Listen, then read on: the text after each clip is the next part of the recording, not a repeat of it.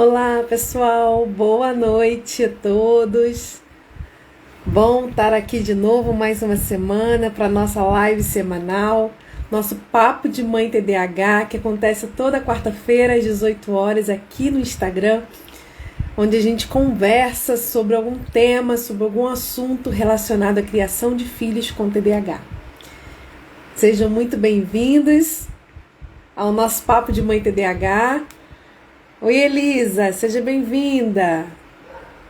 Vamos começando aqui mais um Papo de Mãe.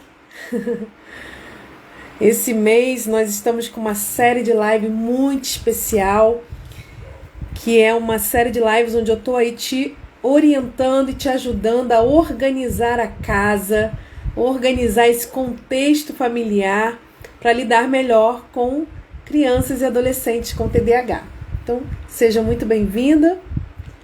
Vamos dar esses primeiros minutinhos para que as pessoas comecem a entrar. Enquanto as pessoas estão entrando, eu quero aproveitar para falar sobre um livro que eu coloquei hoje aqui como sugestão aqui no meu Instagram, que é esse livro aqui, ó. Sabiá, Sabiá, Esqueceu de Parar. Esse livro é muito legal para as mães usarem aí com seus filhos, né, que tem TDAH, as psicopedagogas, né, as psicólogas também podem usar no consultório. Oi, Ana, oi, Sandra, sejam bem-vindas. Podem usar também no consultório para fazer psicoeducação com a criança, com a família.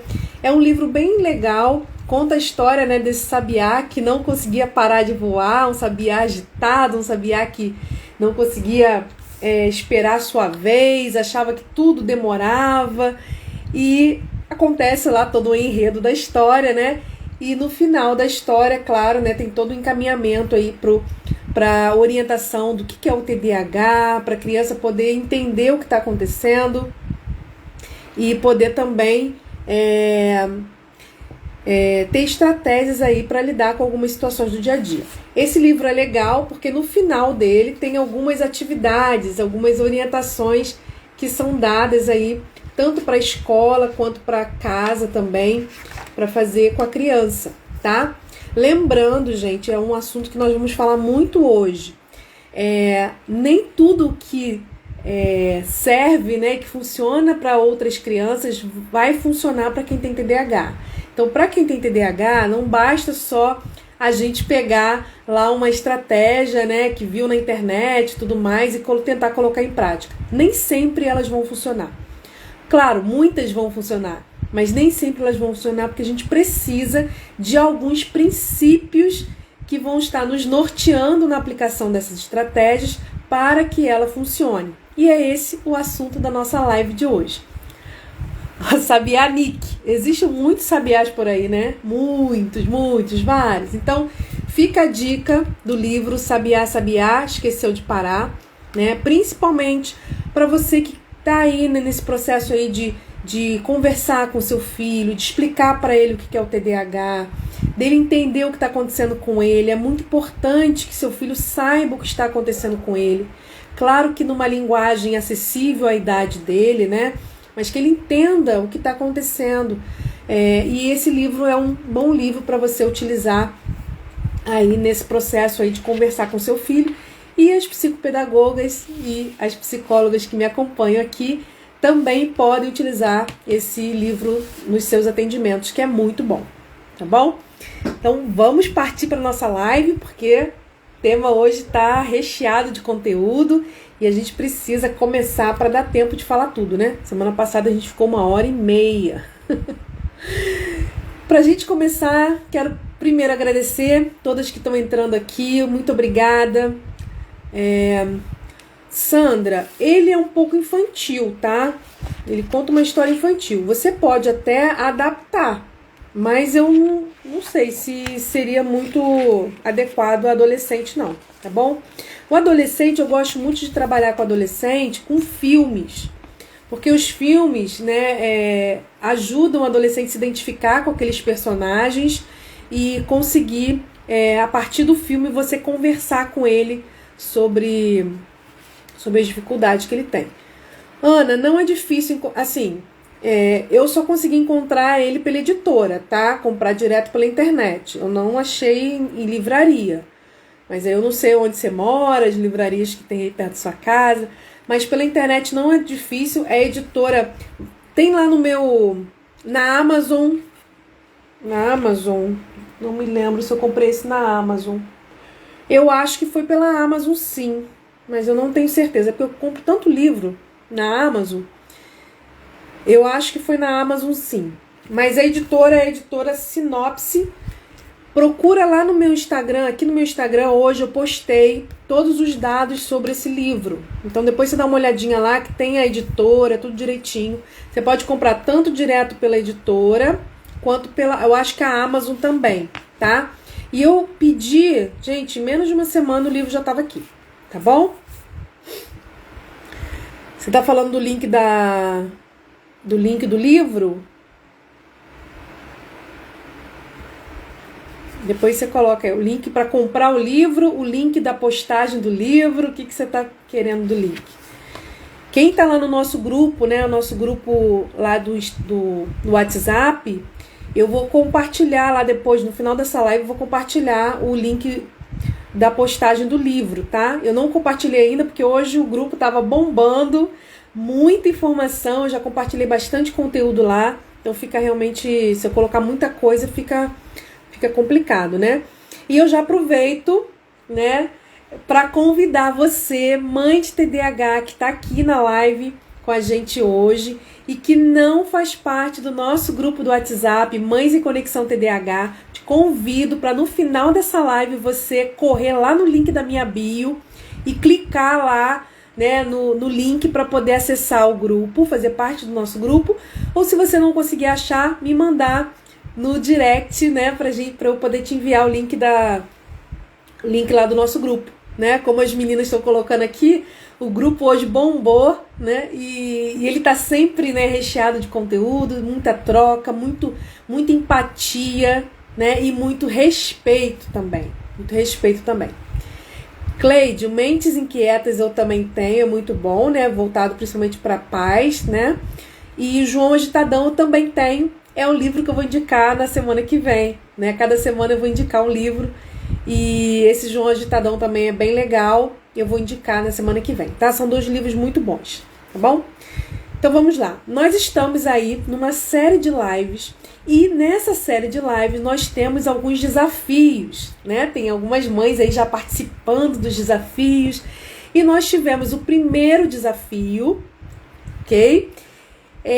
Que foi 2 semanas atrás, e nós tivemos o segundo desafio que foi na semana passada, na quarta-feira passada, na live de quarta-feira passada. Então, se você não assistiu uma dessas lives da semana retrasada e da semana passada, se você não participou ainda dos desafios, corre que ainda dá tempo, né? Nós vamos ter 4 desafios, né? Então, a semana que vem vai ser o último, hoje vai ser o terceiro, semana que vem o quarto, então vocês têm até o último desafio para completar tudo.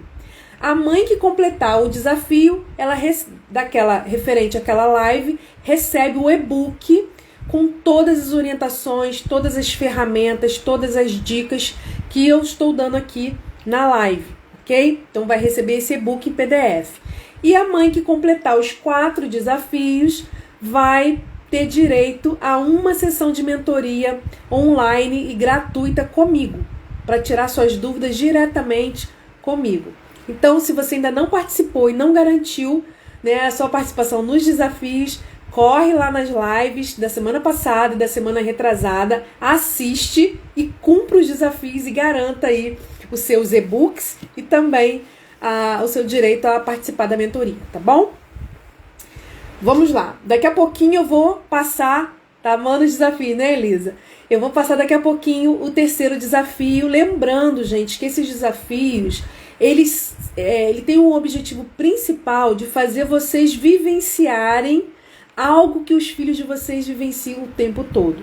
É uma estratégia que eu estou utilizando com vocês para vocês vivenciarem na prática, mas que vocês também podem utilizar com os filhos de vocês, tá? Então, semana passada eu expliquei todo, né, como é que eu estruturei o desafio para que vocês possam também fazer isso com os filhos de vocês, tá bom? Então vamos lá. Na semana passada, a gente falou sobre os desafios diários, né, que as mães enfrentam e que as famílias enfrentam ao lidar com crianças com TDAH. E nós falamos sobre algumas estratégias, alguns recursos, alguns suportes que são essenciais para o desenvolvimento das crianças. A gente entendeu na live de semana passada que a criança com TDAH, ela tem uma dificuldade nas funções executivas, que são as funções aqui, que essa parte do cérebro essa parte do cérebro é responsável. Então, por ela ter uma dificuldade interna, nós precisamos oferecer no externo suporte para que ela consiga lidar com os desafios diários e, ao mesmo tempo, desenvolver essa habilidade interna que ela está com dificuldade. Então, nós, né, os psicoterapeutas dessa criança, né, os terapeutas dessa criança, a família dessa criança, o ambiente que essa criança está inserida, ela tem que funcionar como se fosse as funções executivas externas dessas crianças, já que elas têm essas funções executivas internas disfuncionais, ok? E aí, oferecer o suporte é muito importante, porque muitas vezes a gente diz para a criança o que ela não deve fazer, mas a gente não diz e não ensina e não treina ela a fazer aquilo que ela deve fazer, ok? De manhã eu estava fazendo uma mentoria com uma das mães que fazem parte do programa Mãe Especialista TDAH, que é o programa de mentorias que eu tenho para mães. E hoje nós fizemos um encontro individual e a gente estava conversando justamente sobre isso. Né? Ela estava me falando que ela colocou lá na rotina do filho que ele não pode, uma regra, né, com o filho, de que ele, oi Ana, seja bem-vinda, de que ele não pode bater, que ele não pode gritar, enfim, e essa era uma regra. Mas o que acontece? Quando a criança vivencia aquela emoção, a única forma que ele conhece de extravasar aquela emoção é gritando, é batendo. Então, se você diz para ela que ela não pode fazer isso, ela até pode tentar não fazer, mas ela precisa ter alguma estratégia diferente, ela precisa aprender uma outra forma de extravasar aquela emoção. E como não foi ensinado para ela, na hora que aquela emoção vier à tona, ela pode até se lembrar do que a mãe disse, de que não pode bater e não pode gritar, mas ela vai acabar batendo e gritando porque ela não sabe uma outra forma de agir. Ela não sabe uma outra forma de canalizar aquela emoção e de vivenciar aquela emoção de uma maneira mais funcional. Então não basta só a gente dizer para a criança o que não pode, ou o que está errado, ou o que está faltando, ou o que ela esqueceu. A gente precisa entrar com recursos, com estratégias, com suporte para ensinar e para treinar essa criança no uso dessas estratégias, desse suporte, para que ela tenha uma forma de canalizar aquela emoção ou agir de uma outra forma com um repertório diferente, né? A gente falou semana passada também da procrastinação, que a procrastinação é algo que traz recompensa imediata para a criança, porque na procrastinação ela evita realizar algo que para ela é custoso, né? Para ela é algo que cansa, que, enfim, que não traz prazer para ela. Então, o que ela faz? Ela procrastina quando ela está diante de atividades que vão ter uma exigência maior, de um esforço maior mental dela. Então, quando a gente quer que a criança deixe de procrastinar, não adianta a gente só falar para ela que ela não pode procrastinar. A gente tem que ensinar algumas estratégias, alguns recursos para ela utilizar como recompensa imediata para que ela elimine a estratégia disfuncional da procrastinação. Tá bom? Exatamente, Ana. Não basta dizer que não pode, né? A gente precisa ensinar o que pode, né? Mostrar para ela o que pode substituir esse comportamento disfuncional que ela está tendo, que muitas vezes é o único que ela conhece, né? Então, Nós falamos sobre isso na semana passada, desse suporte, do quanto que muitas vezes eu percebo que as mães elas ficam desesperadas com os filhos, porque os filhos recorrentemente estão repetindo aquele comportamento que elas já cansaram de falar que não pode, que está errado, que não deve, mas que elas não ensinaram nada que vá substituir aquele comportamento. Então, vocês precisam ter isso em mente, né? De que se a criança tem uma dificuldade nessas funções executivas que eu estava falando no início, se essa dificuldade é interna, nós precisamos oferecer um recurso, uma estratégia, um suporte externo para que ela consiga lidar com essas dificuldades internas e, ao mesmo tempo, desenvolvê-las, né? Eu dei até o exemplo do óculos, foi uma postagem que eu fiz também, que o óculos ele funciona assim, né? Eu tenho problema de vista, não adianta eu querer forçar a minha vista, não adianta minha mãe, né, outras pessoas me falarem, vai, força, tenta enxergar. Não adianta, eu não vou enxergar. Eu preciso o quê? De um suporte externo que vai suprir a minha dificuldade interna de não enxergar. E esse suporte externo é que vai me dar condições de enxergar. Então, é a mesma coisa no TDAH. Não adianta a gente ficar falando, preste atenção, você esquece toda hora. Não adianta a gente ficar falando isso para a criança se a gente não oferece para ela o suporte externo que vai fazer com que ela consiga lidar com essas dificuldades. Ok? Então, hoje nós vamos falar o seguinte, né? O tema da live de hoje é como os pais podem auxiliar o tratamento do TDAH. E esse tratamento do TDAH, gente, eu sempre falo, a família, né, o treinamento de pais, a orientação parental é um dos 3 pilares do tratamento do TDAH. O tratamento ouro do TDAH tem a parte, né, com os médicos, neurologista, psiquiatra infantil, e aí vai envolver principalmente a medicação, a psicoterapia e o treinamento de pais. Então, o treinamento de pais é que vai potencializar os resultados dessas outras terapias, né? Desses outros pilares do tratamento. E aí, quando a gente fala de treinamento de pais, de orientação de pais, a gente está falando principalmente de uma organização, de uma arrumação da casa. E arrumar a casa, eu não estou falando simplesmente fisicamente, né? Colocar as roupas no lugar, os móveis no lugar, não estou falando só disso. Isso também faz parte, né? Essa organização física de onde as coisas estão, sempre no mesmo lugar, para facilitar a criança e tudo mais, isso também faz parte. Mas o principal é você organizar a casa no sentido de que você está organizando esse contexto familiar. Quando você organiza esse contexto familiar, você consegue lidar melhor com seu filho e potencializar os resultados do tratamento dele, que ele está fazendo lá com os outros profissionais, ok? E para a gente poder auxiliar esse tratamento, para a gente poder organizar a nossa casa, arrumar a nossa casa, a gente vai precisar de 2 coisas. Princípios norteadores, que vão nos guiar naquilo que a gente vai fazer, na forma como a gente vai fazer, e as estratégias eficientes e específicas para o TDAH. Por que a gente vai precisar dessas 2 coisas? Porque é muito comum a gente ver pessoas, né, mães, né, enfim, que não conseguem aplicar aquilo que é orientado, né, as estratégias, não conseguem colocar em prática, porque não utilizaram os princípios adequados. Então eu vou fazer uma pergunta aqui, eu queria que vocês me respondessem, tá? Quem aqui já viu alguma estratégia, algum recurso na internet ou em algum livro, achou interessante, tentou aplicar com seu filho com TDAH e não deu certo? Queria que vocês colocassem eu. Quem já viu alguma estratégia na internet, nas redes sociais, nos livros, enfim, e tentou colocar em prática com o filho que tem TDAH e não deu certo?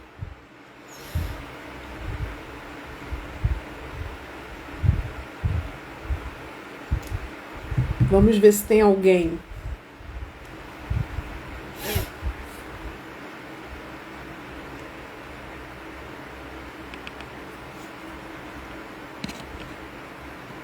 que deu uma paradinha aqui.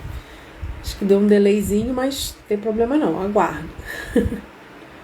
Ó, Rejane colocou eu, Ana também. Gente, isso é muito comum. Isso é muito comum.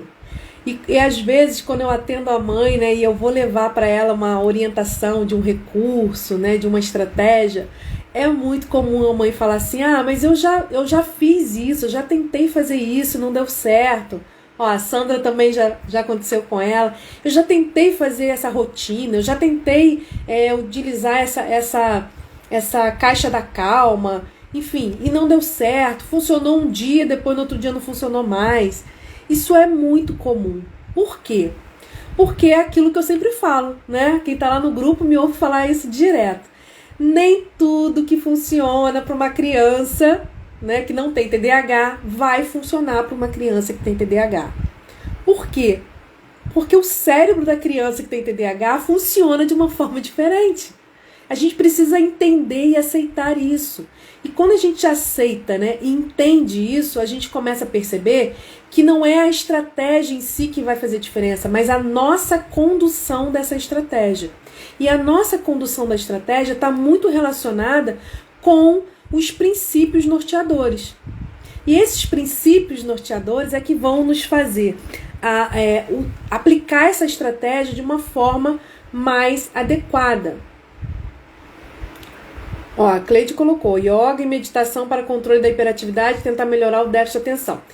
Deixa eu falar uma coisa sobre meditação, tá? Eu até comecei ontem uma série de postagens aqui no meu Instagram sobre mindfulness, né, que é um tipo de meditação que está aí sendo muito falada, estudada e falada sobre TDAH, né? Para o TDAH utilizar, que ajuda bastante.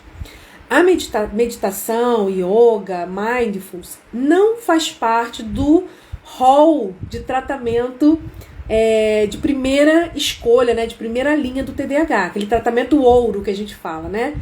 O tratamento ouro a gente já sabe que é a questão da medicação, né, dos médicos, a psicoterapia e o treinamento de pais.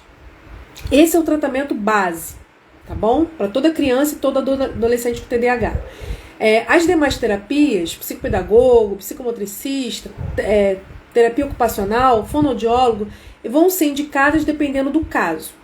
Agora, meditação é uma terapia alternativa, né, que se fala, que está sendo muito estudada para TDAH, já tem bastante resultados positivos, não quer dizer que vai funcionar com todas as crianças, mas ajuda bastante, mas não para controle, não para melhorar o déficit de atenção, mas para ajudar nessa autorregulação emocional, entendeu? Então, ela realmente ajuda, tá? Mas também não pode ser feita de qualquer jeito. É o que eu estou tentando explicar aqui para vocês. Todas as técnicas que vocês podem aí aprender na internet, procurar em livros, até se vocês fizerem um curso, né, sobre TDAH aí para mães, essas técnicas elas só vão ter resultado se vocês utilizarem essas técnicas com alguns princípios. E são esses princípios, alguns desses princípios que a gente vai falar hoje. E a gente vai falar sobre os 5 princípios da parentalidade de TDAH, que a gente vai chamar de 5 Cs do TDAH. 6 da letra C, tá? Que são 5 palavras que começam com a letra C. 5 Cs do TDAH. E esses 5 Cs do TDAH é que vão trazer para vocês aquilo que vai nortear as ações. Na hora de aplicar aquela técnica, na hora de aplicar aquele recurso, aquela estratégia, são esses princípios que vão estar norteando as ações de vocês. Ok? E é disso que a gente vai falar hoje, tá bom? Mas antes da gente entrar, eu já quero falar sobre o nosso desafio. Nosso terceiro desafio. Lembrando que quem ainda não participou do primeiro ou do segundo desafio, ainda dá tempo. Nós vamos ter 4 semanas, 4 desafios. Nós estamos no terceiro. Então, até semana que vem, ainda dá tempo de você correr lá nas lives anteriores, anotar qual é o desafio e participar, tá bom? Já tem mãe que garantiu o primeiro e-book, já tem mãe que garantiu o segundo e-book. E vamos agora para o terceiro desafio. Então, mãe de TDAH que está aqui participando, anota aí como vai ser o terceiro desafio. O terceiro desafio vão ter 3 etapas. A cada desafio a gente vai ter uma complexidade maior. Então a gente vai ter agora 3 etapas no terceiro desafio. Então presta atenção, anota, porque eu estou percebendo que muitas mães estão confiando na sua memória de curto prazo e na hora que a live acaba, esquece que o desafio tinha mais de uma etapa, ok? Aí cumpre uma etapa só. Então vamos lá, anotem para vocês não esquecerem, tá bom? Primeira etapa do desafio 3. Lembrando que quem não fez o 1 e o 2 pode fazer o 3 e também pode fazer o 1 e o 2 atrasado, tá? Quem fizer os 4 vai ganhar uma sessão de mentoria online gratuita comigo. Primeira etapa. Como sempre, nós temos a nossa palavra-chave, né? A nossa palavra secreta, que vocês vão mandar para mim no meu direct. E a palavra secreta de hoje é piora. Piora. Vou anotar aqui. Piora. Essa é a palavra secreta de hoje para vocês me mandarem lá no meu direct aqui no Instagram, tá bom? Segunda etapa do nosso desafio. Vocês vão fazer um print dessa nossa live aqui, qualquer momento da live, não importa. Vocês vão fazer um print da live e vão colocar nos stories de vocês e me marcar. Tá bom? Essa é a segunda etapa. E a terceira etapa, então nós temos um desafio com 3 subetapas. E a criança com TDAH, muitas vezes a gente dá um comando para ela que envolve essas 3 subetapas e a gente não explica para ela as 3 subetapas. A gente acha que só falando o comando ela já vai entender o restante. Não, a gente precisa especificar todas as subetapas do comando. E de preferência certificar com ela que ela entendeu, se for necessário que ela anote, porque se ela ficar só na memória de trabalho, só na memória de curto prazo, ela vai esquecer. E ela só vai lembrar de uma ou de outra, tá? Então vamos lá. Segundo, então, printar aqui a nossa live, me marcar nos stories de vocês. Quem tem o perfil fechado, faz como fez no segundo. Tira uma foto aí, printa aí os stories que vocês fizeram e manda pra mim, tá bom? E a terceira etapa é o seguinte, no final dessa nossa live, essa live vai ficar gravada no IGTV, o vídeo dela vai ficar gravado. Vocês vão lá nos comentários desse vídeo aqui e vocês vão colocar lá nos comentários aquilo que mais chamou a atenção de vocês, aquilo que mais marcou vocês na live, aquilo que mais contribuiu aí para o dia a dia de vocês. Vocês vão deixar lá no comentário aquilo que eu falar aqui, né, o que a gente conversar aqui, que trouxer mais impacto ou que realmente marcar vocês, né, para que vocês possam utilizar aí na casa de vocês, tá bom? Então, lembrando, 3 etapas, ok? No final, eu vou lembrar para vocês não esquecerem. Então, vamos lá. Gente, lidar com uma criança com TDAH realmente é desafiador. A sensação que a gente tem, né, tanto para as mães quanto para a gente que é profissional lá no consultório com a criança, é que a gente dá um passo para frente e 2 passos para trás. Por quê? Porque a gente está lidando com um cérebro que funciona de uma forma diferente. E mesmo que a gente estimule esse cérebro a se desenvolver e que a gente ofereça estratégias para essa criança utilizar, vai ter momentos, vai acontecer de situações em que esse cérebro vai puxar o comportamento dela para aquele perfil anterior. Então, a criança pode, durante uma semana inteira, fazer tudo certinho, tudo, né, utilizar os recursos, as estratégias, fazer tudo conforme combinado e, de repente, ela dá uma rateada. Isso faz parte de qualquer pessoa, né? Cometer ali alguns deslizes. Mas a criança com TDAH, isso pode acontecer com maior frequência. E a gente precisa entender isso. Precisa entender que se é difícil pra gente, que é adulto, lidar com essas dificuldades no dia a dia, imagina para o seu filho, imagina para a criança e para o adolescente. Ter que lidar com todas as suas dificuldades e, ao mesmo tempo, lidar com todos os julgamentos, todas as críticas, todas as cobranças que as pessoas que convivem com ela em casa, na escola, enfim, nos vários lugares, fazem dela diariamente.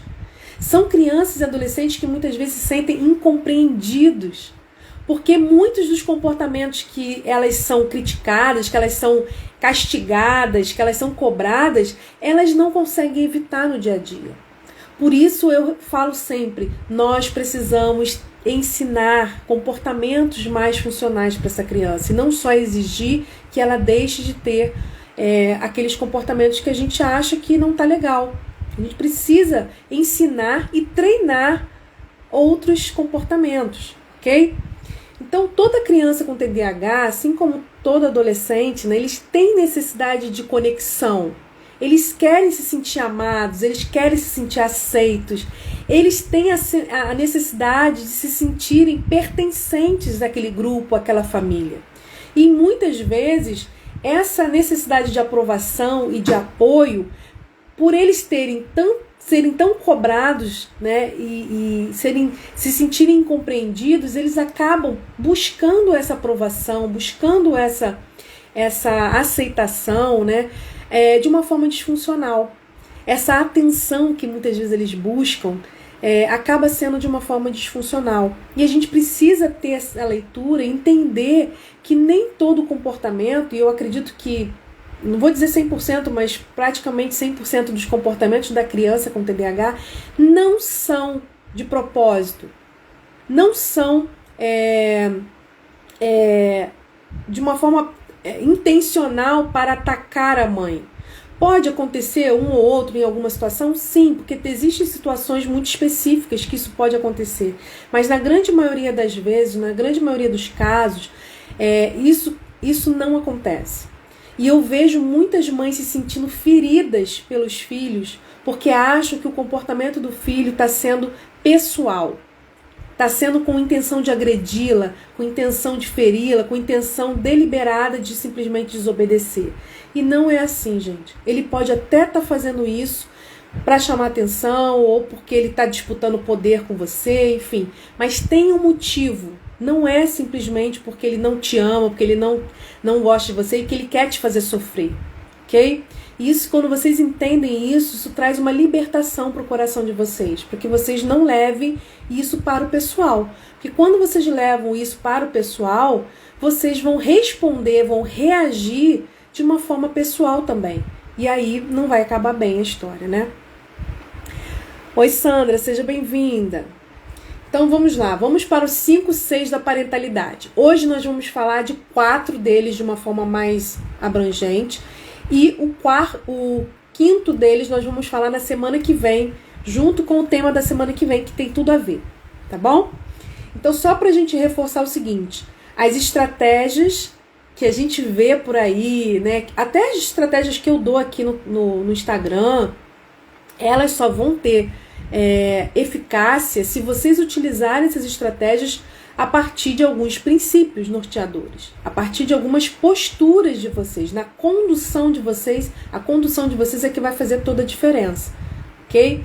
E aí, uma das coisas importantes que a gente tem que abordar é o primeiro C da parentalidade, que é o controle. Durante essa semana, né, a partir de amanhã, eu vou postar aqui no meu Instagram um resumo desses conteúdos que eu estou apresentando para vocês, tá bom? Então, eu vou fazer sempre um resuminho, que eu sempre posto aqui, para vocês terem. Mas, quem cumprir o 3º desafio vai receber o e-book com todas essas orientações, bem passo a passo, bem explicadinho, o que significa cada um desses 6 da parentalidade. O primeiro C é o controle, né? E quando a gente fala de controle, a gente está falando na verdade, de um autocontrole.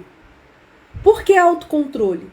Porque, primeiro, a gente sabe que crianças com TDAH têm dificuldade de autocontrole, de autorregulação, não é isso? Mas quando eu estou falando aqui, eu não estou falando focado nos filhos. Preste atenção. São os 5 Cs da parentalidade. Então, a gente está focando em quem? No pai, na mãe, e quem cuida e cria essa criança.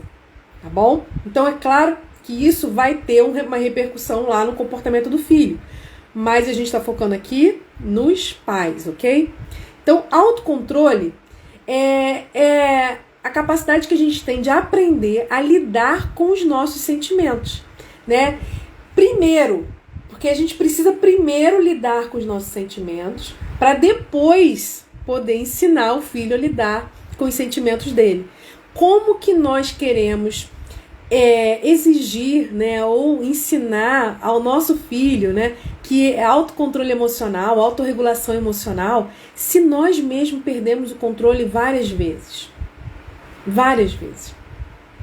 Eu vi uma mãe falando, né, do filho, que o filho estava muito agressivo, estava gritando e tudo mais, e falando algumas palavras que não eram legais e tal. E aí ela mandou um áudio falando sobre isso. E no meio do áudio, a criança ela gravou o filho, né, falando daquela forma, e no meio do áudio ela grita com a criança do mesmo jeito que ele estava gritando com ela. Então, gente, nós, adultos, somos aqueles que vão servir de inspiração e de modelo para a criança. Se ele olha para a gente e vê a gente agindo daquela forma ou reagindo da mesma forma que ele, nós estamos funcionando para ele como se fosse um espelho. Então a criança está tendo um comportamento e quando ele olha para a mãe, o que ele vê na mãe? O mesmo comportamento. Ele vê na mãe um espelho do comportamento dele. Então o que ele faz? Se ele vê na mãe um espelho do comportamento dele ou no pai, ele vai tender a continuar reproduzindo aquele comportamento. Agora, quando ele olha para a mãe, quando ele olha para o pai, né, e vê um adulto que age de uma outra forma, que tem um outro tipo de comportamento, ele vai poder comparar, né, esses comportamentos e, ao mesmo tempo, aprender um comportamento diferente, porque ele está tendo ali um modelo. Então, quando a gente fala de autocontrole, a gente está falando que nós primeiro, enquanto adulto, precisamos aprender a lidar com os nossos sentimentos para não agir de forma passional, para que a gente possa agir de forma eficiente com as crianças. Ok? O episódio do vaso me ensinaram autocontrole. É isso aí, a gente vai aprendendo nas situações, né? A gente precisa. Porque quando a gente começa a se perceber, a gente vê que a gente está fazendo igualzinho. Né? Então criança grita de um lado, a gente grita do outro. Se a gente não gritou primeiro, a gente grita depois. Não importa se a gente gritou primeiro ou se a gente gritou depois que ele gritou. A gente está gritando também. Então a criança está se modelando a partir do nosso modelo. Lembrando que crianças aprendem muito mais com aquilo que eles veem a gente fazendo do que aquilo que ouvem a gente falar. Isso é regra básica, gente. Então não adianta você falar que não pode, que isso, que aquilo, se na prática você também faz. Então primeira orientação, primeiro princípio aí norteador. Aprenda a lidar com seus sentimentos. Você não vai conseguir lidar com nenhuma situação do dia a dia com seu filho de uma maneira eficiente se você não conseguir se controlar. Se você também não tiver autocontrole, autorregulação emocional. Ok? É isso aí, ó, né? Como falar, não grita gritando.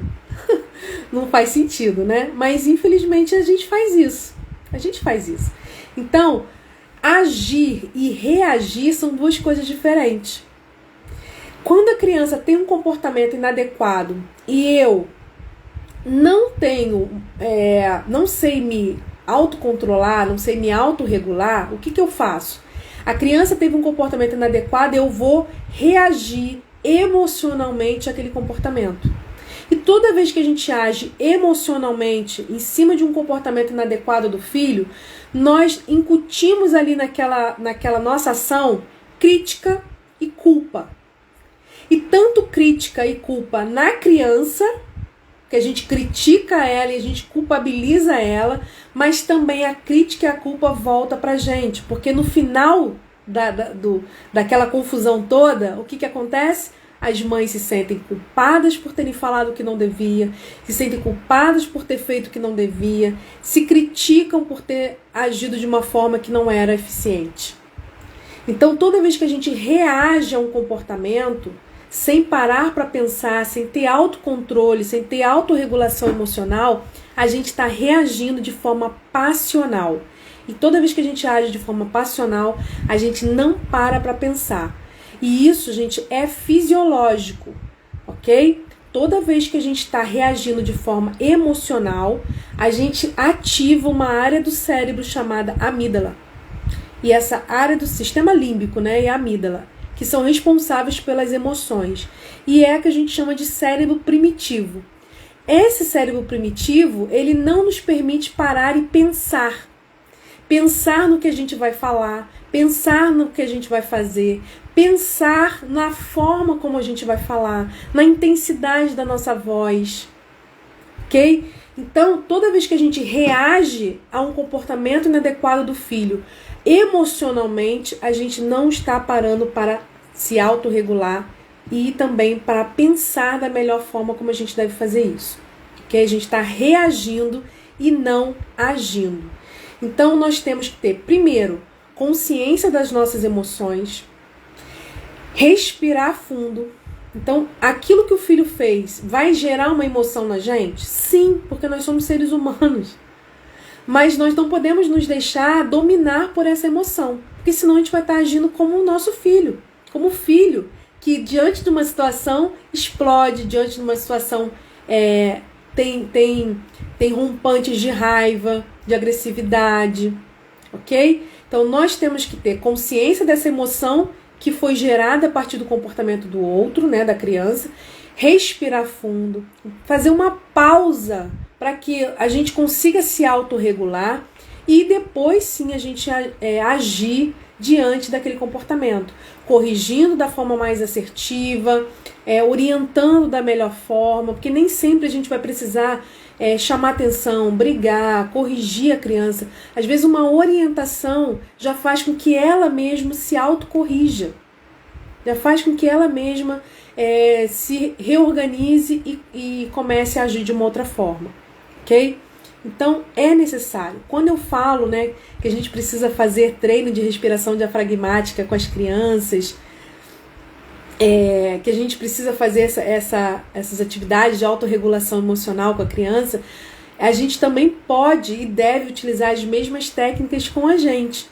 Então eu coloquei essa semana vários posts aqui no meu Instagram sobre estratégias de autorregulação emocional. Utilize alguma delas com você. E a principal que eu acho campeã de todas as estratégias é a respiração diafragmática. Comece a utilizar essa estratégia no seu dia a dia. Comece a fazer isso. Seleciona ali um período do seu dia para você fazer a respiração diafragmática de forma preventiva, como um treino para você. Que na hora que você tiver uma situação mais complicada, mais difícil com seu filho, você vai poder pensar o seguinte: eu não preciso reagir automaticamente e de forma passional, eu posso parar, eu posso respirar.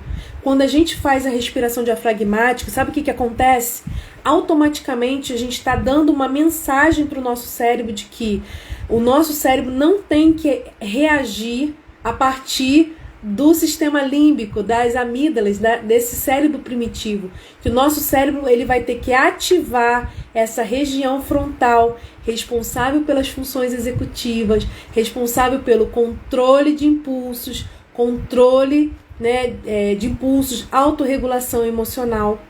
Então nós desativamos com a respiração diafragmática, a gente desativa o cérebro primitivo e a gente ativa essa região mais refinada do nosso cérebro, tá bom? Elisa, você tem dificuldade de fazer a respiração diafragmática. A respiração diafragmática não é uma coisa simples de fazer, tá?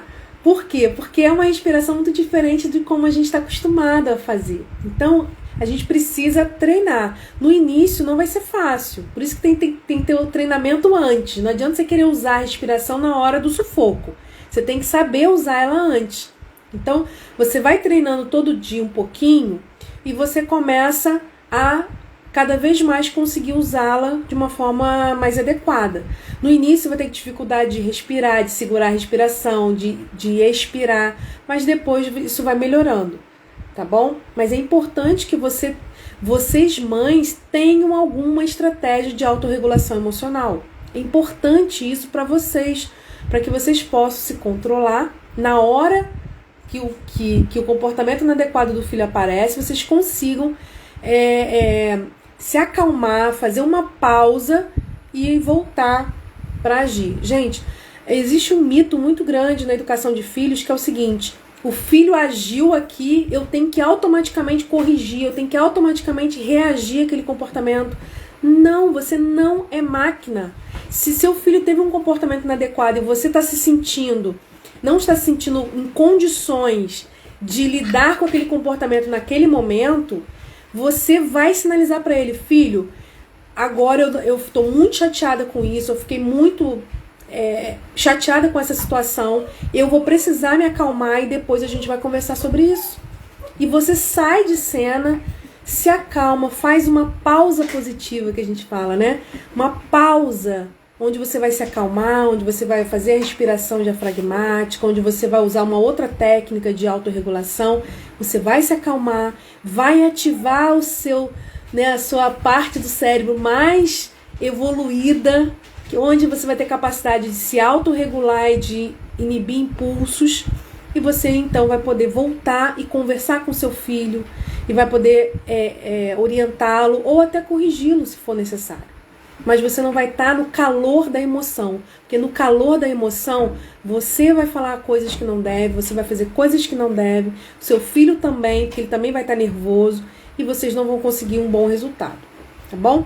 Olha, o app, né, o aplicativo que eu dei a dica é muito legal sim, principalmente para treinar a criança, não só na respiração diafragmática, mas também para resolução de problemas, tá? Então é bem legal, principalmente as crianças pequenas.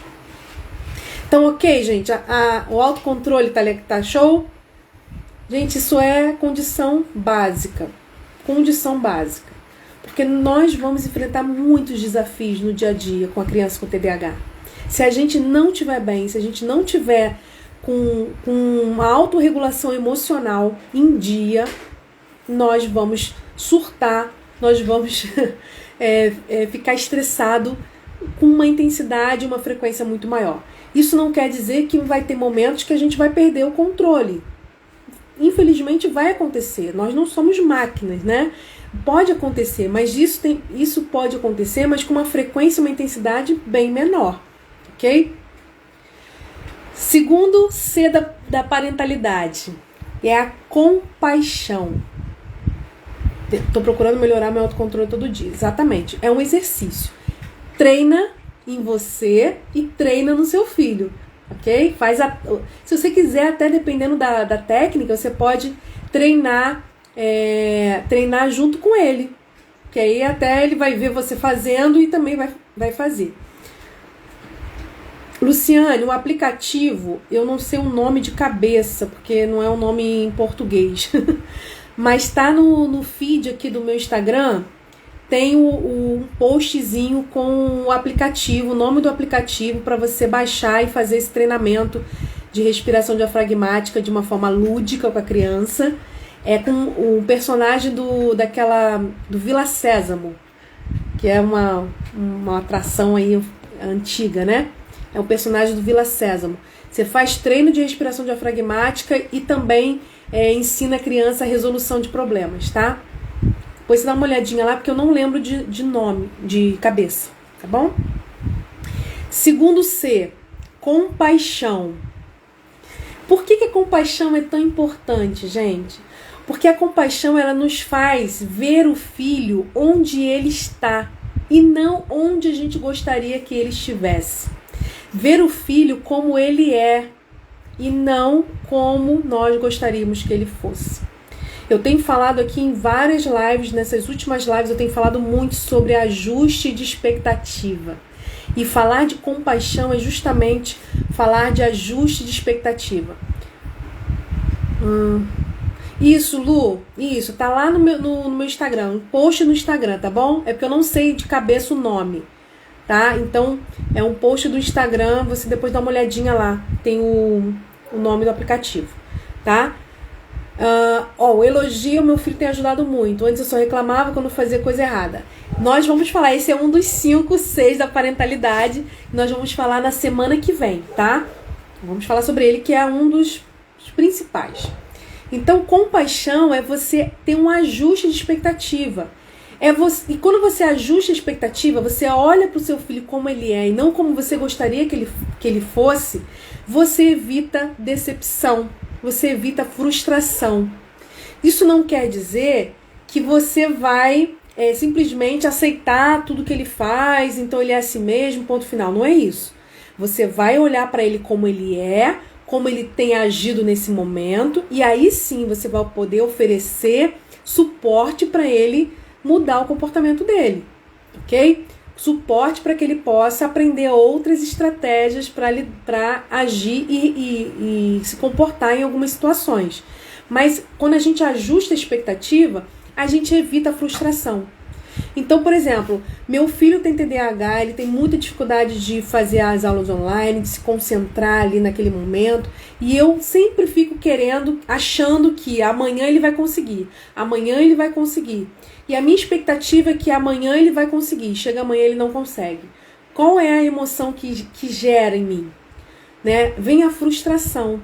E quando eu me sinto frustrada, porque quando eu espero que meu filho vai agir de uma forma e ele age de outra, eu me sinto frustrada com isso, eu começo a achar que aquilo é pessoal, eu começo a reagir emocionalmente àquele comportamento dele.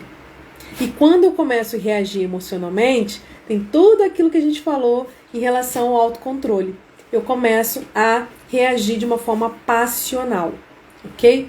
Então, ajustar a expectativa não é nivelar o filho por baixo, não é aceitar tudo que ele faz, não é simplesmente achar que então ele é assim mesmo, ponto final. Não é isso. É você olhar para ele como ele é, com as condições que ele tem nesse momento e oferecer para ele suporte para que ele possa se desenvolver. Lembrando que crianças com TDAH, todo o suporte que a gente oferece para ela, o resultado não é imediato, o resultado é de médio e longo prazo, ok? Tá passando por isso em casa, né? Então, esse ajuste de expectativa é muito importante, gente, porque senão vocês vão ficar o tempo todo se sentindo frustrados. E o sentimento de frustração, assim como a criança que tem TDAH tem dificuldade de lidar com frustração, e quando a gente diz não para ele explode em raiva. A gente, quando a gente se sente frustrado por esperar um comportamento do filho e ele não ter aquele comportamento, se a gente se sentir frustrado, a gente também vai explodir em raiva. A gente também vai explodir com as nossas emoções, né?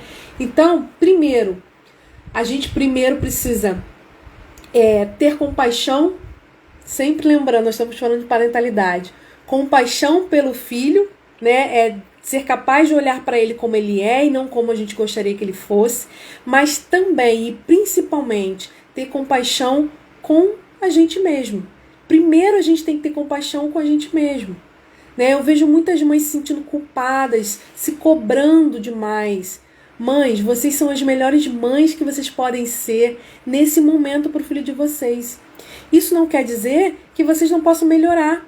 Isso não quer dizer que vocês não possam aprender outras estratégias, né? Que vocês não possam desenvolver a maternagem de vocês. Mas vocês são as melhores mães que vocês podem ser hoje, assim como eles são os melhores filhos que podem ser hoje, mas que também precisam desenvolver outras estratégias, aprender outras coisas. Então, não carreguem culpa no coração de vocês. Isso vai trazer uma libertação, vai tirar um peso de vocês muito grande e vai fazer com que vocês comecem a olhar para a situação com menos peso, com menos carga emocional. E aí vocês vão ter condições de lidar com isso de uma forma mais racional. Aqui em casa estamos vivendo em frustração, pouco conhecimento estar em grupo faz ver que estou agindo errada com meu filho. Olha, preste atenção. A gente age com o filho da forma como a gente muitas vezes aprendeu a agir, né, com as nossas mães. A primeira referência é a nossa mãe. A forma como a nossa mãe agia com a gente é a forma como a gente vai agir com os filhos. Só que se a nossa mãe não tinha um filho com TDAH, a nossa mãe não sabia lidar com criança com TDAH. Então, como eu falo, né, nem tudo que funciona para uma criança que não tem TDAH vai funcionar para uma criança que tem TDAH. Então, não é para você estar lá no grupo, né, ou aqui na live e começar a falar assim, tô fazendo tudo errado, meu Deus do céu, eu sou uma péssima mãe. Não é para isso. É para você entender que você precisa ter compaixão com as suas limitações, com as suas dificuldades, e a partir dessa compaixão com as suas limitações, com as suas dificuldades, você poder buscar ajuda, buscar aprender outras estratégias, buscar se desenvolver. Assim é com o filho, né? Ele tem as dificuldades dele, ele tem as limitações dele, e a gente olha para isso como uma realidade, mas a gente vai oferecer para ele sempre uma possibilidade dele se desenvolver, tá bom? Tânia, sou profissional e adorando suas dicas, porque uma coisa é trabalho, outra coisa é ser mãe. Verdade, isso é fato. Essa culpa existe em qualquer uma de nós, mas precisamos reconhecer que fazemos nosso melhor. Exatamente. Então, assim, eliminem essa palavra culpa do dicionário de vocês. Por quê? Porque não faz parte, gente. A gente não faz nada. Mesmo que a gente erre, a gente não erra porque a gente quer fazer maldade pro filho, porque a gente quer. Não é. É porque a gente não tem repertório para agir de outra forma. Assim como o filho também está agindo de uma forma inadequada porque ele não sabe fazer de outro jeito, porque ele não consegue fazer de outro jeito. Então, assim como a gente vai ensinar para o filho, né, dar o suporte para o filho, ensinar para ele outras formas de agir, a gente também tem que fazer isso conosco mesmo, né, com a gente mesmo, tá bom? Então, ter compaixão é a gente suspender o julgamento. E aceitar o outro como ele é naquele momento, mesmo que a gente deseje que ele seja de outra forma, né? E aí, aceitar ele como ele é naquele momento é a gente entender como ele é, aceitar como ele é e oferecer, né? Oferecer subsídios aí para que ele se desenvolva, para que em outro momento ele possa agir de uma outra forma. Então a gente tira o foco do nosso desejo e coloca o foco na necessidade da criança, ok? A gente tira o foco do nosso desejo e coloca o foco na necessidade da criança. Porque nem sempre a criança vai agir, mesmo que a gente ofereça para ela suporte, nem sempre ela vai agir da forma como a gente gostaria que ela agisse. A gente não pode perder de vista que ela tem um cérebro TDAH. E que esse cérebro TDAH, por mais que a gente estimule, por mais que ele se desenvolva com o tratamento, por mais que ele se desenvolva com as técnicas e estratégias que a gente vai ensinar para essa criança, ele vai continuar tendo cérebro TDAH. Então a gente precisa ter sempre isso em mente, porque a gente tendo isso em mente, a gente vai ter compaixão por essa criança e a gente também vai ter compaixão por nós mesmos, tá? Isso é muito importante para o dia a dia. Sem isso, a gente não vai ter como ter empatia pela criança. E ter empatia não é ter pena. Ter empatia não é achar que ele é coitadinho ou simplesmente aceitar que ele é dessa forma e ponto final porque ele tem TDAH. Ter empatia é a gente conseguir se colocar no lugar do outro. É a gente conseguir olhar pelo olhar do outro. É a gente conseguir... Oi, Ana, seja bem-vinda. É a gente conseguir olhar pelo ponto de vista da criança. Então, eu comecei falando, né? Se pra gente que é adulto é difícil lidar com os desafios do TDAH no dia a dia, você imagine para a criança. Ok? Os que estão no olho do furacão nos culpam...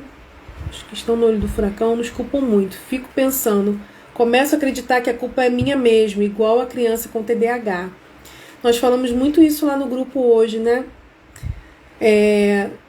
A gente dá ouvidos para quem tá ali junto com a gente no dia a dia, para quem tá ali para ajudar a gente. A gente não deve dar ouvidos para quem só aparece para criticar, não, tá? Porque se a gente só dá ouvidos para quem aparece para criticar, nós vamos ficar carregando uma culpa, um peso que é julgamento do outro, que é pensamento do outro. Só a gente que está vivendo e convivendo e lidando diariamente, só a gente que sabe, né? Claro, isso não nos isenta da nossa responsabilidade de melhorar, de evoluir, não é disso que eu tô falando, mas quem tá de fora, dar palpite é fácil, né? Vamos ver aqui. Isso aí. Então, assim, a gente ajustar, né? A gente também sair dessa questão do julgamento e entrar aí no foco na necessidade da criança, né? O foco na necessidade da criança é a gente entender que ela precisa de estratégias, ela precisa de suporte. E somos nós, né, que vamos oferecer esse suporte para ela. A família é que vai oferecer esse suporte. E vai oferecer esse suporte de várias formas. Oferecendo, né, o tratamento com médico, oferecendo o tratamento com psicólogo, com as terapias que são necessárias, mas também oferecendo o suporte no contexto familiar, tá bom? E aí, essa empatia, né, como eu estava falando, é a gente poder olhar pelo olhar da criança, e a gente se colocar no lugar dele. Será que para ele também não está sendo difícil? Será que para ele também não está sendo desafiador? Porque parece que é só com a gente que sente isso, que a criança não está nem aí, que a criança faz de sacanagem mesmo, e a gente é que está ficando ali chateada, magoada, estressada com aquela situação. Não, a criança também sente, né? E será que a gente está entendendo o que está acontecendo com essa criança? Será que a gente está percebendo os sentimentos dela? Né? Isso é ter empatia, é olhar pelo ponto de vista dessa criança. E quando a gente começa a ter empatia pelas crianças, pelo filho, a gente começa a exercitar algo que é muito importante na compaixão, que é o perdão. Né? O perdão a nós mesmos, por termos errado em alguns momentos, por termos nos excedidos em outros momentos, mas também perdão diário ali com o filho, quando ele age de uma forma como a gente não gostaria, quando ele muitas vezes, né, reclama de uma orientação que a gente dá, porque esse perdão é que vai fazer com que a gente não carregue esses problemas diários no coração, que se a gente carrega isso no coração, o problema de hoje vai se acumular com o de amanhã, vai se acumular com depois da manhã, e vai se acumular com depois da manhã. E aí o problema que era desse tamanho vai ficar desse tamanho. Porque não há já coração para acumular tanto problema, né? Ai, peraí.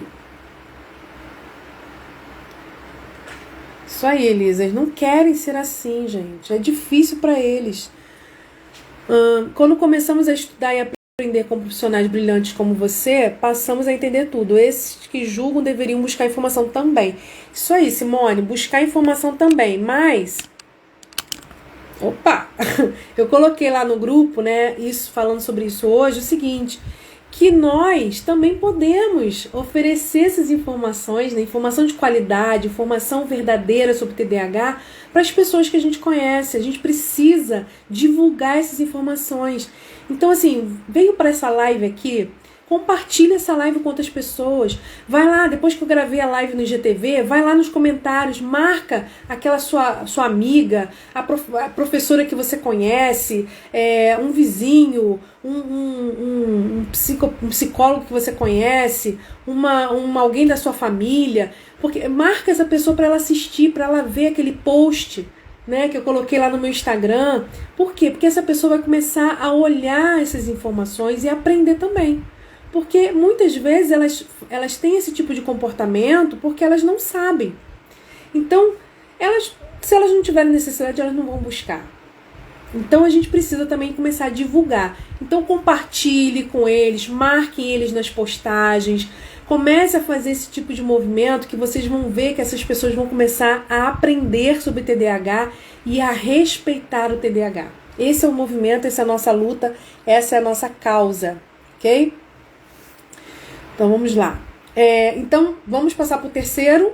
Nós já estamos aí 1 hora de live, meu Deus do céu. Terceiro.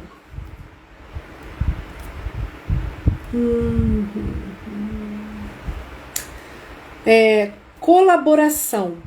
Então, nós falamos sobre controle, autocontrole. Falamos sobre compaixão e agora o terceiro C, colaboração. Colaboração é trabalhar junto com o seu filho, né? A fim de encontrar soluções para os desafios. Elisa, olha, a gente faz a nossa parte, né? A gente faz a nossa parte de divulgar, ok? Mas nem sempre, né, o outro vai receber. Então, a gente divulga, a gente oferece conhecimento. Eu estou aqui toda quarta-feira fazendo essa live. O meu Instagram está recheado de conteúdo para TDAH. Agora, a minha parte eu estou fazendo, que é divulgar o conteúdo, que é divulgar as informações, né? E aí, cabe também as pessoas buscarem, né, e usufruírem disso, né? A gente precisa ter essa consciência. Então vamos lá, colaboração, trabalhar juntos em busca de soluções. Tirar o foco do problema e colocar o foco na solução. Tirar o foco do problema e colocar o foco na solução. Qual é a diferença que isso vai fazer para a vida de vocês? É que vocês não vão ficar presos na dificuldade da criança, presos no erro da criança, presos no esquecimento da criança. Vocês vão olhar para isso como um sinal de que ela está precisando de alguma ajuda. E aí vocês vão focar na solução. Focar na solução, né? Trabalhar de forma colaborativa envolve a gente ouvir essa criança, a gente respeitar essa criança e tira o foco do eu decido, eu digo para ela o que ela tem que fazer, eu corrijo o que ela fez de errado e ensino o que é o certo. Tira o foco do eu coloco o foco no nós. Porque a solução do problema, por mais que eu, adulto, esteja no controle, esteja ali orquestrando todo, né, a educação do filho, o foco na solução envolve, né, pressupõe envolver o filho nesse processo de criação de soluções para os desafios. Porque os desafios não são desafios que você, mãe, enfrenta no dia a dia. São desafios que ele também enfrenta no dia a dia. Os desafios são muito mais deles do que nossos. Nós recebemos esse desafio como consequência, mas eles vivenciam esse desafio e vão vivenciar esses desafios para a vida inteira. Então, eles precisam fazer parte do processo de busca das soluções. É claro que nem toda solução que ele vai querer dar para o problema vai ser viável. Nós precisamos estar ali intermediando, orientando, trazendo ali, né, uma direcionamento, regras que são importantes, limites, né, mas sempre trazendo essa criança como parte do processo de solução do problema. E a gente só vai conseguir fazer isso quando a gente começar a ouvir essa criança. E não ouvir as desculpas que elas estão dando por não ter conseguido, mas ouvir o que gerou aquele comportamento.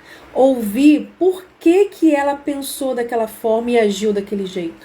Qual foi a lógica de pensamento dela para que ela agisse daquela forma. E aí sim a gente vai conseguir pensar em soluções mais eficientes. E quando a criança participa do processo de elaboração das soluções dos desafios que ela enfrenta, ela vai se sentir mais motivada a se engajar e a utilizar essas estratégias. Se você trabalha com ela a elaboração dessas estratégias, vai ser muito mais fácil ela utilizar do que se simplesmente você for lá e dizer para ela, faça isso ou faça aquilo. Ok? Então a gente precisa sim dar direcionamento, trazer regras e limites. Ok, nós estamos no controle da situação, nós somos adultos e a criança, né, ela não tem condições ainda, maturidade, nem repertório para tomar decisões em tudo na vida dela. Mas a gente precisa incluir essa criança nesse processo, porque nós precisamos entender que somos uma família e que somos um time. E que quando a gente trabalha como um time, nós tiramos o foco do eu ou você e colocamos o foco no nós. E aí sim nós vamos conseguir trabalhar em colaboração. E não simplesmente eu mando e você obedece. Ok? Esse também é um dos princípios norteadores. Nada com TDAH que foi simplesmente imposto para ele, de cima para baixo, sem que ele participe, vai ter um resultado tão efetivo. Quem experimenta fazer isso no dia a dia pode até confirmar aqui comigo. Se você simplesmente impõe, se você não inclui seu filho nesse processo, se você não motiva ele a participar de alguma forma, né, da elaboração dessas soluções, provavelmente ele vai ter muita resistência. E aí, quando ele tem resistência a executar aquilo que você está mandando ou exigindo que ele faça, ele vai simplesmente resistir àquilo e vai reagir emocionalmente sobre aquilo que você está impondo para ele. Ok? Vamos lá. E vamos para a quarta. Lembrando que são 5, mas a quinta eu vou só citar aqui, mas a gente só vai trabalhar na semana que vem, na live da semana que vem, tá bom? A quarta, o quarto C da parentalidade do TDAH é a consistência. E eu acho que esse C, né, da consistência é muitíssimo importante. Por quê? Porque a criança, né, principalmente o TDAH que tem o TOD, gente, eles pegam na inconsistência que eles ganham força. E a criança com TDAH, além de ganhar força na inconsistência da nossa educação, do nosso ato de educar, eles também precisam da consistência para que aquela regra, aquela estratégia que a gente está ensinando, né, aquilo que a gente está levando para ele de orientação, ganhe força, né, e seja incorporada na sua memória de longo prazo. Então, a criança com TDAH, ela tem dificuldade na sua memória de curto prazo, ok? Se ela tem dificuldade na sua memória de curto prazo, ela vai ter mais dificuldade de transformar essa memória de curto prazo em memória de longo prazo, ok? Então, a consistência vai fazer com que ela consiga ter uma repetição, uma consistência nessas estratégias para que ela possa passar da memória de curto prazo para a memória de longo prazo e aquelas orientações, aquelas estratégias, aquele comportamento fique automatizado. Mas isso é um trabalho, gente, de médio e longo prazo, não é de um dia para o outro. A gente precisa trabalhar com consistência. Consistência envolve fazer aquilo que a gente diz que vai fazer. Então, se a gente disse que vai fazer, a gente precisa fazer, a gente precisa manter aquilo que a gente combinou, os combinados. Assim como a gente quer que eles mantenham os combinados, cumpram os combinados, né, com a gente também precisa manter os nossos combinados. Porque quando a gente não faz aquilo que a gente diz que ia fazer, né, e aí é importante, né, essa autorregulação nossa, né, para que a gente não prometa ou para que a gente não diga para a criança que vai fazer algo que a gente não vai ter condições de fazer depois, que a gente não vai conseguir sustentar. Então a gente precisa ter um autocontrole para na hora do impulso a gente não falar que vai fazer algo além daquilo que a gente vai ter condições de fazer. Então, se a gente falou, né, que falou uma coisa e não cumpriu, o que a gente está ensinando para a criança é que as ações dela não têm consequências. Que ela pode fazer, né, e que não vai ter consequência. E que ela pode fazer que as regras da família podem ser desrespeitadas. E mais tarde ela vai generalizar de que as regras da sociedade também podem ser desrespeitadas. Então, quando a gente faz um combinado com a criança, né, a gente fala uma coisa para a criança, a gente tem que cumprir aquilo com consistência. As estratégias, elas precisam ter consistência para começar a aparecer o resultado. E ela precisa ver que aquilo que ela faz tem consequência e que as regras que foram combinadas na família precisam ser cumpridas, precisam ser respeitadas. Claro que exceções, né, elas podem acontecer. Agora, exceção não é a mesma coisa que inconsistência, ok? Você ser inconsistente é você, uma hora você faz, outra hora você não faz, a hora que você tá cansada você não faz, a hora que você tá irritada você faz com mais força, com mais intensidade, a hora que você tá com preguiça você não faz. Isso é ter inconsistência. Agora, exceção é quando aparece algum imprevisto, alguma emergência, ok? Vou dar um exemplo de exceção e inconsistência. Vamos imaginar que você criou lá, junto com a sua família, tem uma regra de que a criança só pode ver TV enquanto você estiver fazendo o jantar. Então, no tempo que você está fazendo o jantar, ela pode ver TV, ok?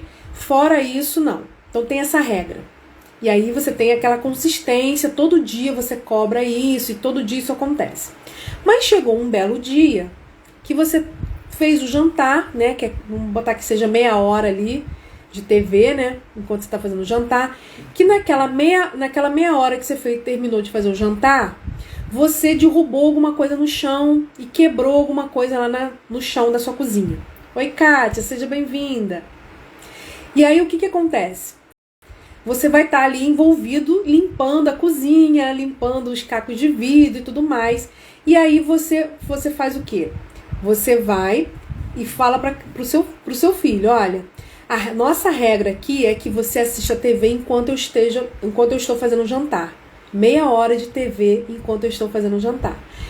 Mas teve um imprevisto hoje, aconteceu lá, eu quebrei um copo, tal, e eu vou limpar. Enquanto eu estiver limpando, você pode assistir um pouco mais de TV. Mas quando eu terminar de limpar, acabou a TV, ok? Então você vai estar ali explicando para ele por que aquela regra foi estendida, né? Foi quebrada, entre aspas, por que teve uma exceção à regra, porque teve um imprevisto, porque teve uma emergência. Agora, se simplesmente você hoje está fazendo um jantar e você decide que, deixa ele ficar mais tempo lá na televisão. Ele está me enchendo muita paciência. Ele está me atormentando. Porque é isso que as crianças fazem. Elas ficam atormentando a mãe até a mãe deixar. Se ela, enquanto ela te atormenta, você cede para ela, você deixa ela ficar mais tempo, né? Porque ela ficou ali insistentemente te pedindo, te provocando. Você está ensinando para ela nas entrelinhas de que se ela te atormentar o suficiente, se ela te encher a paciência o suficiente, ela vai conseguir o que ela quer. É isso que ela aprende. E, consequentemente, ela também vai aprender que as regras da família podem ser desrespeitadas. E aí, numa outra situação, ela vai querer fazer a mesma coisa. Então, assim, a nossa postura enquanto adultos é que vai fazer a grande diferença na postura da criança. Porque a tendência da criança é realmente fazer o quê? É querer ficar mais tempo na TV, é querer ficar mais tempo no eletrônico, é querer brincar mais um pouco, é querer não estudar agora, deixar para estudar depois. Isso é o comportamento natural das crianças e principalmente quem tem TDAH. Agora, a nossa postura e a nossa consistência é que vai permitir ou não que esse comportamento da criança com TDAH aconteça com mais frequência e com mais intensidade, ok? Show? Então a consistência ela é muito importante, tá? E aí o último C, que eu vou só citar hoje, eu não vou entrar aqui no nosso último C, que é a celebração, que tem a ver com o que a mãe falou lá no início, né? Do reconhecimento, do reforço, que a gente vai falar na semana que vem. O quinto C da parentalidade, que é a celebração. E por que a gente vai falar isso na semana que vem? Né? Porque a gente vai trabalhar de uma forma mais concreta. E aí eu vou trazer para vocês essa celebração como algo mais concreto para vocês, tá bom? Então, como a gente vai exercitar tudo isso que eu falei aqui hoje? Como a gente vai colocar em prática tudo isso, né? O que facilita o exercício desses princípios no nosso dia a dia? Vamos ver se alguém tem alguma ideia do que a gente pode fazer no nosso dia a dia para facilitar o exercício e a aplicação desses princípios que eu falei aqui, né? O autocontrole, a compaixão, a cooperação, a consistência e também a celebração. A gente pode fazer algo no nosso dia a dia que ajuda bastante nesse exercício. Não sei se vai ser fácil de vocês saberem, mas a palavra-chave é consistência. Meu marido fala o seguinte, que a sigla é CPC, consistência, persistência e coerência. Mas é exatamente isso, consistência, persistência e coerência. A gente precisa disso no dia a dia. Vamos lá, para a gente poder avançar aqui, que a gente já está com um tempo bem avançado. Olha, uma das formas, não é a única, lógico, que facilita a gente colocar em prática esses princípios, exercitar tudo isso no dia a dia, é a estruturação de uma rotina diária em casa. E a estruturação de uma rotina diária em casa, rotina diária acho que já fica até meio redundante, mas uma rotina, né, em casa faz parte desse processo de arrumar a casa, de organizar esse contexto familiar. Não tem como a gente organizar o contexto familiar sem estruturar uma rotina. Okay? Não tem como. Agora, não adianta também vocês irem lá na internet, procurarem livros, como montar uma rotina e ir lá e tentar colocar em prática de qualquer jeito. Existem alguns princípios, né? A gente falou de alguns deles aqui hoje, 5 princípios. Mas existem 5 pilares importantes, essenciais, da rotina eficiente do TDAH. Porque dentro da elaboração e da implementação dessa rotina no seu dia a dia e na sua casa, existem 5 pilares essenciais, específicos, não vou dizer que é específico, né? Porque serve para qualquer criança, mas essenciais para quem tem TDAH. Não pode deixar de ter na rotina para quem tem TDAH. E talvez você, mãe, já tenha tentado estruturar uma rotina, já tenha tentado fazer a rotina em casa, já tenha tentado fazer quadro de rotina e não tenha dado certo porque você não utilizou esses 5 pilares. Okay? Que são essenciais. E esses 5 pilares da rotina eficiente no TDAH é o tema da nossa próxima live. É o tema da live de semana que vem, onde a gente vai falar sobre esses 5 pilares. Ok? E aí, claro, né? Dentro desses 5 pilares, a gente tem aí o 5º C, que a gente não falou hoje, que é a celebração, que eu já vou dar o spoiler, que é um dos pilares dessa rotina eficiente do TDAH. Tá bom? Para a gente poder encerrar, eu vou só lembrar aqui do nosso terceiro desafio. Quais são as 3 etapas do nosso terceiro desafio? Primeira etapa, mandar no meu direct a palavra piora. Segunda etapa, tirar um print aqui da live. Aproveita que eu tô sorrindo, né? Para tirar um print bem bonito. Tirar um print da live e me marcar nos seus stories.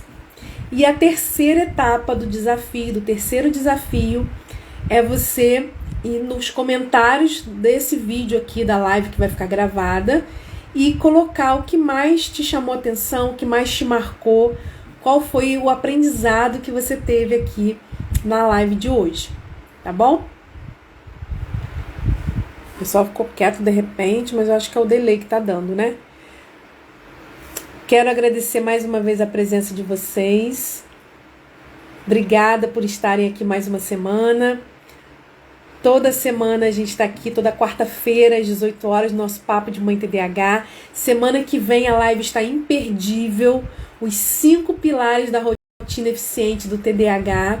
E lembrando aí, quem estava na live semana passada, lembrando o seguinte, no final do mês, né, no final dessa série de lives, eu vou abrir inscrições para o mini curso Metas.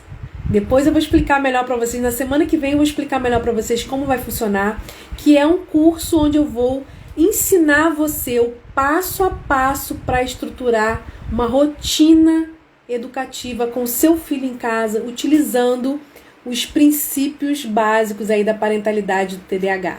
Então vai ser um curso, ele é um curso rápido, né? Mas é um curso extremamente prático, objetivo e que vai te dar aí o passo a passo para você estruturar a sua rotina, a rotina do seu filho em casa, o seu filho com TDAH, ok?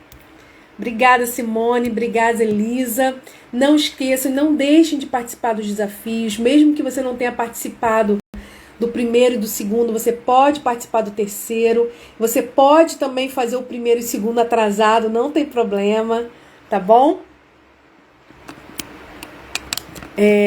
E você, mãe de TDAH que está aqui, não faz parte do nosso grupo lá no WhatsApp, você está perdendo. Corre agora no final da live, lá no link da minha bio. Clica no link que você vai ser direcionada para o nosso grupo gratuito no WhatsApp. Você vai ser muito abençoada lá no grupo, vai ser muito bem recebida, muito bem acolhida lá no nosso grupo do WhatsApp, tá bom? Um beijo a todas vocês. Obrigada pela participação. E não esqueçam, né, de compartilhar aí com uma mãe que vocês conhecem que tem filho com TDAH ou com alguém que você acha importante receber essas informações. Um beijo a todas. Tchau, tchau, pessoal.